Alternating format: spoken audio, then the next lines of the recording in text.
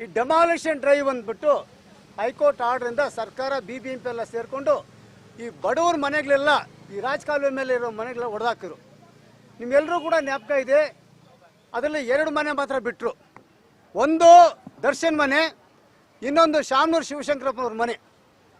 ಈ ಸತಿ ಇದೇ ದರ್ಶನ್ನ ಅವತ್ತು ಯಾರು ಕಾಪಾಡಿದ್ರು, ರಾಜಕಾರಣಿಗಳಾಗಲಿ, ಬೇರೆ IAS officers, IPS officers, IRS officers ಯಾರೆಲ್ಲ ಕಾಪಾಡಿದ್ರು, ಇವತ್ತು ಅದೇ ಒಂದು ಶಕ್ತಿ ಅವ್ರನ್ನ ಕಾಪಾಡಲಿಕ್ಕೆ ಯಾವ್ಯಾವ ರೀತಿಯಲ್ಲಿ ಮಾಡ್ಬೇಕಂದ್ಬಿಟ್ಟು ಅವ್ರೇನು 1000 ಲಕ್ಷದಲ್ಲಿ ಮಾತಾಡ್ತಾರಲ್ಲ, ಬರೀ ಕೋಟಿಯಲ್ಲಿ ಮಾತಾಡ್ತಾ ಇರ್ತಾರೆ ಅವರು.